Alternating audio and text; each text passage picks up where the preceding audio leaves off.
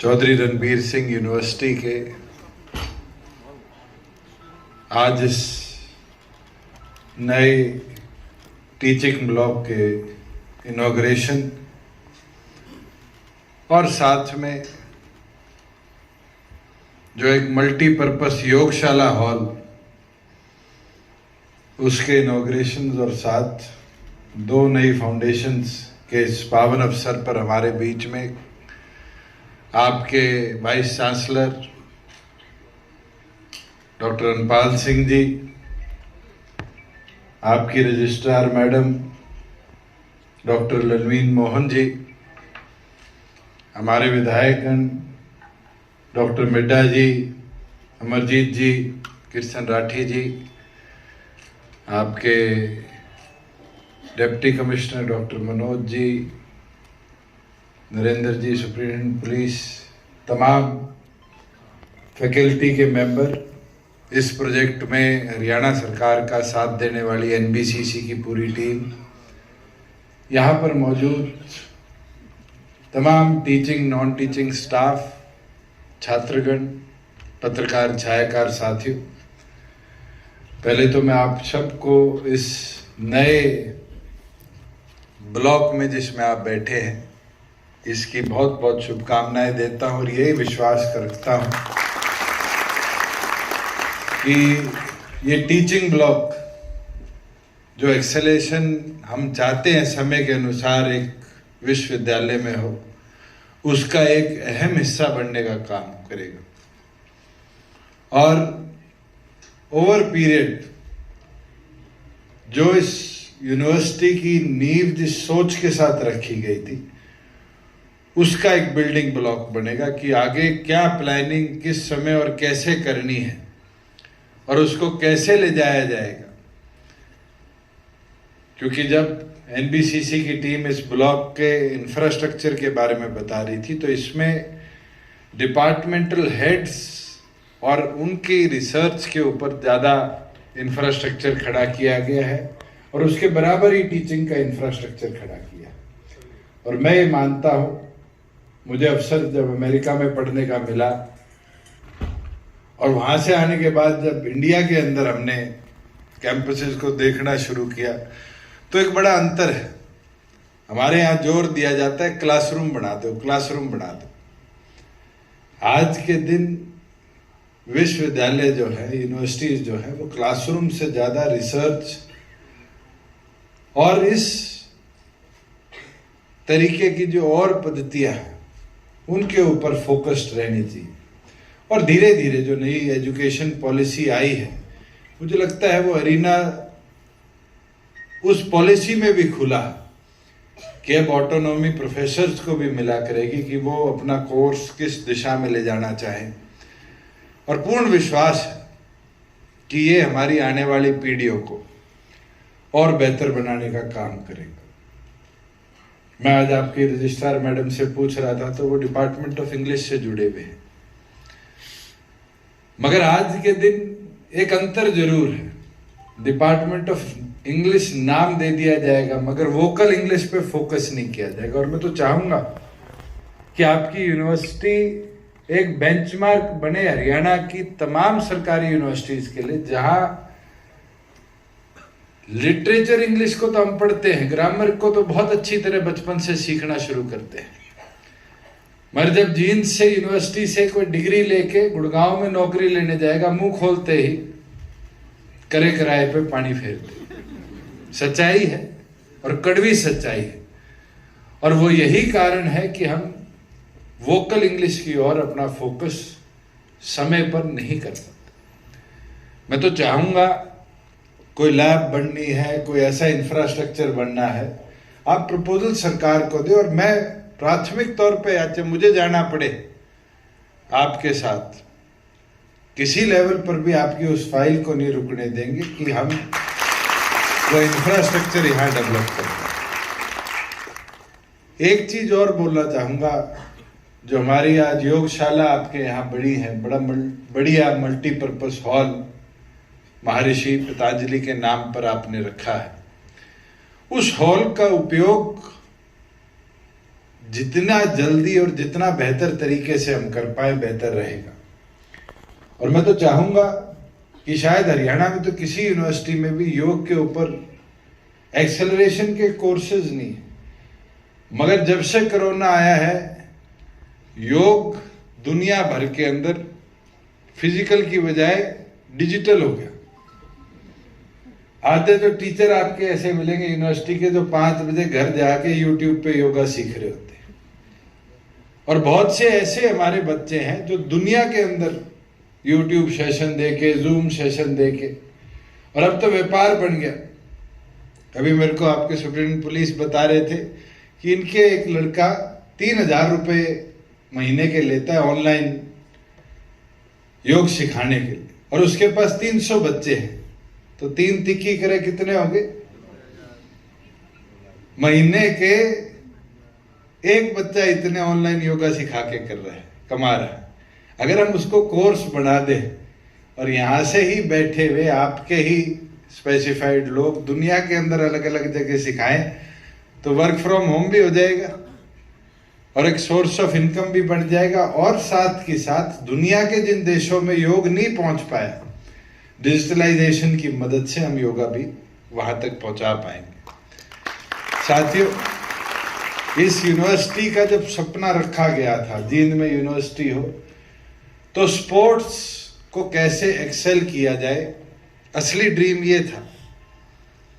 फिर बाद में धीरे धीरे एजुकेशन में कौन से सब्जेक्ट्स आने चाहिए, कौन सी फील्ड्स आनी चाहिए, और डाइवर्ट हुआ।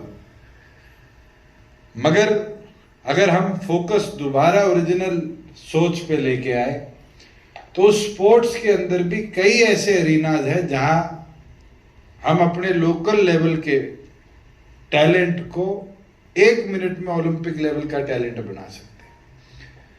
पिछले दिनों आपने न्यूज देखी कि रेसलिंग को बाहर कर दिया गया, शूटिंग को बाहर कर दिया गया।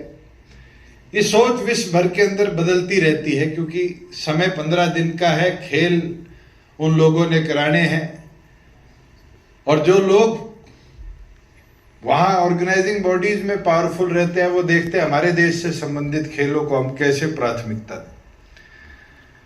अगले ओलंपिक में एक नया गेम डाला गया है, किक बॉक्सिंग। इंडिया के अंदर आज तक कोई स्पेसिफाइड सेंटर किक बॉक्सिंग का नहीं है। हमारे तो जो बॉक्सर्स थे वो विदेशों में जाके ट्रेन हो रहे हैं। हमारे दादरी की लड़की है ऋतु, महावीर सिंह जी के परिवार में, वो निरंतर सिंगापुर बैठी है सिर्फ अपने आप को गेयर अप करने के लिए कि शायद मैं एक इंडिया का मेडल हो पड़ूं। क्या हम ऐसे गेम्स जिन पे खर्चा भी ज्यादा नहीं है, जगह भी ज्यादा नहीं चाहिए, उनको इस यूनिवर्सिटी के अंदर आज ब्रीड इन करना शुरू करें? गेम है फेंसिंग। मेरे को पता चला अपने यहाँ की एक लड़की मेडल जीत कर आई, और फेंसिंग के लिए जगह चाहिए सिर्फ 10 मीटर की एक पटरी। इक्विपमेंट अगर एक बार यूनिवर्सिटी खरीद ले तो मेरे ख्याल से उस पर दोबारा ज्यादा खर्चा नहीं है।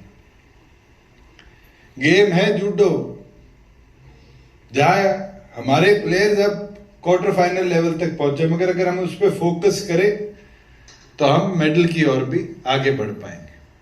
तो मैं तो चाहूंगा यूनिवर्सिटी अपना फोकस इसकी ओर भी बढ़ाने का काम करे। प्रोफेसर साहब ने, मेरे पास भी साहब ने एक डिमांड रखी थी आपके यहाँ स्टाफ की। पिछले दिनों भी एक बैठक हुई थी जिसके अंदर प्रत्येक यूनिवर्सिटी में रेगुलर स्टाफ को कैसे समय अनुसार उनकी डिमांड अनुसार पूरा किया जाए, उस पर भी सरकार ने निर्णय ले लिया है। जल्द इनको उसकी भी स्वीकृति मिल जाएगी।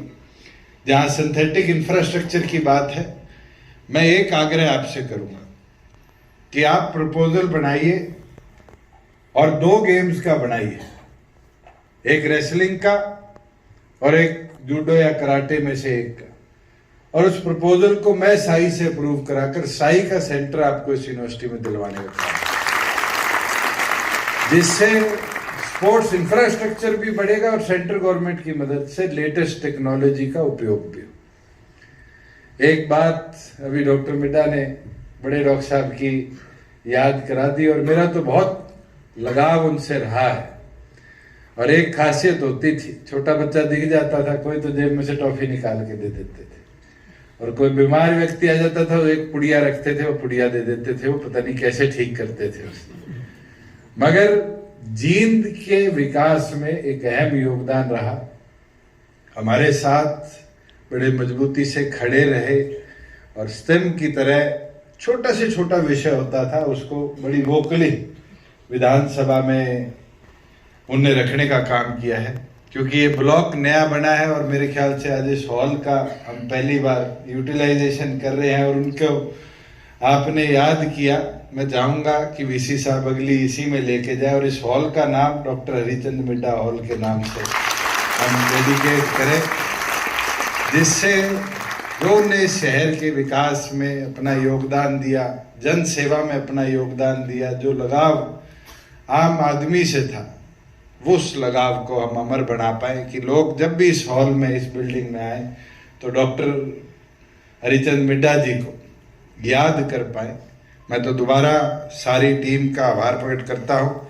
आज लगभग 127 करोड़ की परियोजनाओं की या तो नींव रखी गई है या उद्घाटन किया गया है, जिसमें ये ब्लॉक 40 करोड़ की लागत से बना, इसके साथ योगशाला 12.5 करोड़ की लागत से, जो अब आपको आने वाले समय में सबसे महत्वपूर्ण चीज मिलेगी वो लाइब्रेरी ब्लॉक है, जो लगभग 57 करोड़ की लागत से बनेगा, और उसके साथ जो यहाँ पर रहने की व्यवस्था के लिए गेस्ट हाउस की व्यवस्था बनाई जाएगी, वो भी लगभग 16-17 करोड़ की लागत से बनेगी। और ये तो अभी तो ऑन गोइंग प्रोसेस है। मैं तो चाहूँगा आप प्रोजेक्ट्स लेकर आइए। और कल भी जब मेरी डॉक्टर वीसी साहब से फ़ोन पे बात हुई तो मैंने कहा इनको कि आप नैक की ग्रेडेशन की ओर जाएंगे तो आपको यहाँ पर आने वाले समय में हजारों दिखते हुए टीदिंग प्रॉब्लम्स बोलते हैं उनको आएंगी। जैसे आपके यहाँ पर इंक्यूबेटर्स अब तक किसी ने सोच के ही नहीं कि बनाने चाहिए। अभी मैं CDLU सिरसा गया था और मलिक साहब जो वीसी वहाँ है उनने मेरे को एक बार आग्रह किया कि हमारे यहाँ इंक्यूबेशन सेंटर बनाया जाए। हमने गवर्नमेंट ऑफ इंडिया से 3 करोड़ की प्रिंसिपल अप्रूवल ले ली कि वहाँ पर टेक्सटाइल का MSME विभाग के माध्यम से हम इंक्यूबेशन सेंटर लगाएंगे। आप भी लेकर आइए। अभी गवर्नमेंट ऑफ इंडिया की नई पॉलिसी आई है जिसमें लेदर हब्स बनाए जाएंगे। आप लेदर प्रोडक्ट्स के लिए इंक्यूबेशन सेंटर लेकर आइए। अभी पीछे हमने कैबिनेट के अंदर 3 पॉलिसी मंजूर करी है। डाटा सेंटर पॉलिसी है, स्टार्टअप पॉलिसी है, ई व्हीकल पॉलिसी है। तीनों पॉलिसीज को मैंने ड्राफ्ट किया है और तीनों पॉलिसीज में हमने हर सरकारी यूनिवर्सिटी के लिए 5-5 करोड़ रुपए रखे हैं कि वो अपने यूनिवर्सिटी में कोई भी ट्रेड लेना चाहे तो उसके इंक्यूबेशन, उस टेक्नोलॉजी एडवांसमेंट के लिए। और ये नहीं कि 1 है 2 है, 5-5 यूनिवर्सिटीज को जो प्राथमिक 5 एप्लीकेंट्स होंगे उनको देंगे। और मैं चाहूँगा कि CSRU इसके अंदर प्राथमिक तौर पर अपना योगदान देने का काम करे। और हमें भी खुशी होगी कि हम जींद जैसी जगह में अगर रिन्यूएबल एनर्जी पे, इलेक्ट्रिक व्हीकल्स पे काम हो रहा है तो अपने आप है कि साइंस एंड टेक्नोलॉजी विंग भी आपको बनानी पड़ेगी। अगर आपके यहाँ पर डाटा सेंटर पे काम शुरू हो जाएगा तो IT विंग अपने आप इस्टेब्लिश हो जाएगी। और स्टार्टअप्स तो ऐसी चीज है जिसकी डेफिनेशन गवर्नमेंट ऑफ इंडिया ने इतनी वाइड कर दी।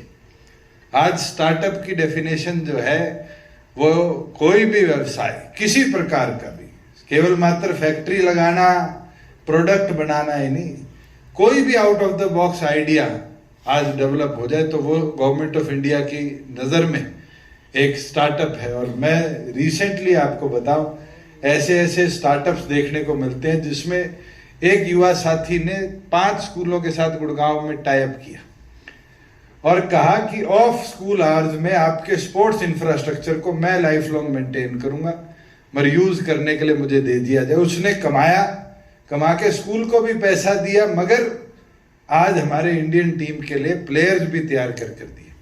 वो भी एक स्टार्टअप था। आज किसी ने अपना छोटा उद्योग लगाने का काम किया। एक लड़की है झज्जर की, पीछे हमने देखा वो सिंगापुर पढ़ने चली गई तो गांव में अपने पुराने टाइम पे क्रोएशिया की डॉल बना करती थी, औरतें बनाया करती थी। धीरे धीरे फेज आउट हो गई। एक डॉल को छोटे साइज की को बनाने के 500 550 रुपए उस लड़की ने कैलकुलेट किए कि ये लेबर कॉस्ट और मटेरियल कॉस्ट है। लेबर कॉस्ट जो उसकी माता जी दादी जी वो बनाती है, और मटेरियल मार्केट से धागा खरीद के लाने का। आप मानोगे कि वो यहाँ से 550 रुपये में खरीदती है और सिंगापुर में जाके 9,000 रुपये में बेचती है। उसने व्यवसाय बना दिया कि ट्रेडिशनल आइटम्स को हम एक्सपोर्ट करेंगे।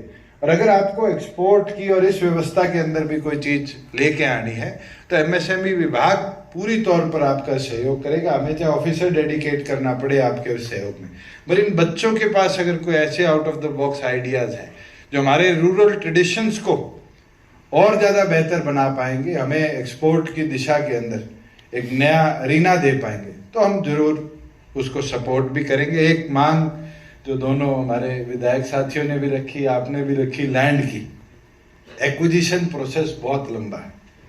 मैं एक आग्रह कर देता हूं कि आप हमें एक डिमांड बना के दीजिए रेवेन्यू डिपार्टमेंट को, मैं ई भूमि पर डलवा देता हूं, और आपके साथ लगती हुई चाहे हमें 50 एकड़ 60 एकड़ जितनी फार्मर्स की सहमति मिलेगी, हम जरूर उसको प्रोक्योर करके आपकी यूनिवर्सिटी का हिस्सा बनेंगे। डिमांड आपकी तरफ से आएगी। आप ये सोचो सरकार आज एक्वायर कर लेगी, वो एक्विजिशन प्रोसेस में इन्हांसमेंट और ये प्रोसेस इतना लंबा हो गया कि मेरे ख्याल से पीढ़ी निकल जाएगी, ना तो सरकार का कर्ज निकलता और कोर्ट लिटिगेशन इतनी चली जाती है, ना आपको जमीन की व्यवस्था मिलेगी। तो आज आपकी 75 एकड़ जमीन है, आप 100-150 एकड़ का इंडेंट डालिए, हम ओपन मार्केट में छोड़ देंगे कि कोई भी फार्मर जो आपकी यूनिवर्सिटी की पेरिफेरी में लगता हुआ अगर वो जमीन देना चाहे तो फिर सरकार नेगोशिएट करेगी और नेगोशिएटेड प्राइस पे वो लैंड हम परचेज कर यूनिवर्सिटी को देने का काम करेंगे। मैं तो दोबारा आप सबका, और ख़ास तौर पर जो आज आपने हर घर तिरंगा मुहिम की शुरुआत करी और 15 दिन का अपना कार्यक्रम बनाया, मैं तो हर एक से निवेदन करूंगा, 75 साल आज़ादी के और 75 साल के अंदर इस देश ने बहुत कुछ देखा है, बहुत तरक्की करी। आज हमें ज़रूरत है कि हर व्यक्ति तक उसके बारे में जितना हमारे पास डाटा है वो पहुंचाने का काम करें। उन योद्धाओं को भी, उन शहीदों को भी नमन करें जिनने देश की आज़ादी में अपना योगदान दिया, और उन शहीदों को भी याद करें जिनने इन 75 वर्षों में इस देश की अखंडता को मजबूती दी, इस देश की सुरक्षा को अपने बलिदान से और मजबूत किया। मैं तो दोबारा उनको सबको नमन करता हूं और आपका आभार प्रकट करता हूं। बहुत बहुत धन्यवाद। तालियों